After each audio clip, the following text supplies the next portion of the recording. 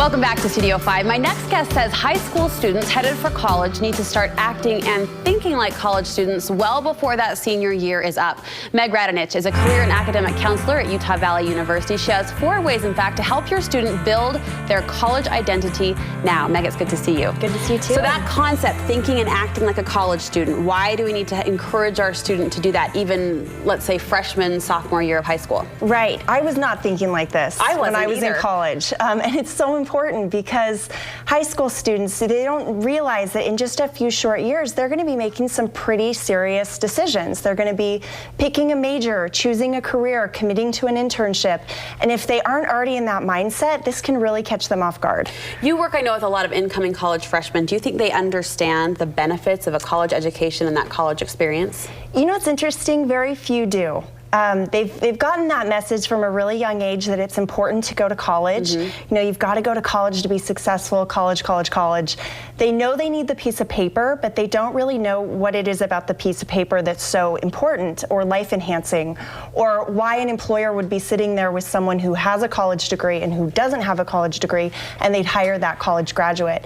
So I think it's really important for parents to start having that conversation with their student now, not just selling them on college, but selling them on all of the ways that college can change your life, and not just to make you more employable, but it also, I mean, all the personal enhancement as well, social development, you know, emotional development. It's so fun. One of the most rewarding parts of my job is watching students who are wrestling with, you know, maybe they thought the world was one way and now they're sitting in a class and realizing, I don't know anything about how life works.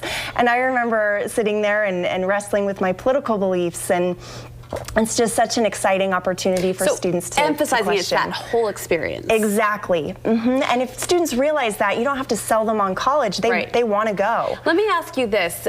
Do you find that sometimes parents of college-bound students are too involved? I imagine there's a balance there. Is it time for the power to start to shift at a certain point during that high school experience? There is, yeah, especially with this millennial generation. We're seeing a lot of overly involved parents, and there's nothing wrong with having overly involved parents who care about you and want to support you. But it is time to start shifting that control to the student.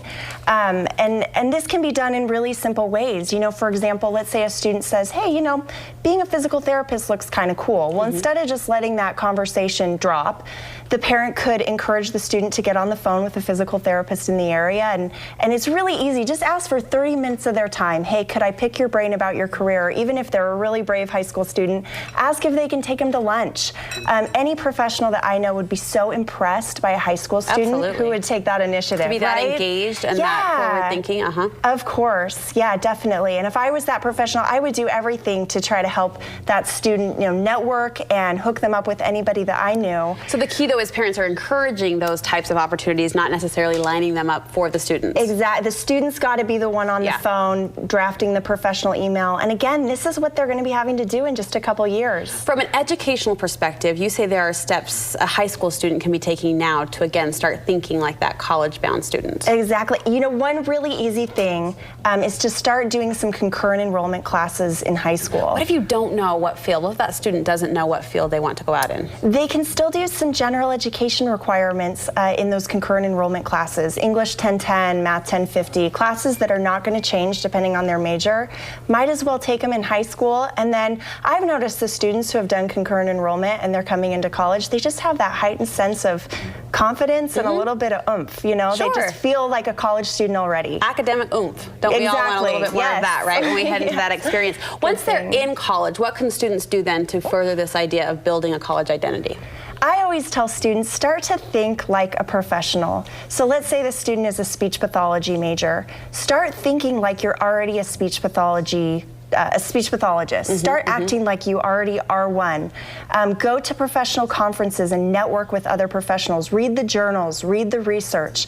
Also find a mentor in that field. That is so critical. And I'm sure you probably can speak to the importance of mentors and in your experience in your career. Absolutely. I mean, it's invaluable. They know how hard it is to launch a career, and they can give you some insight and some advice.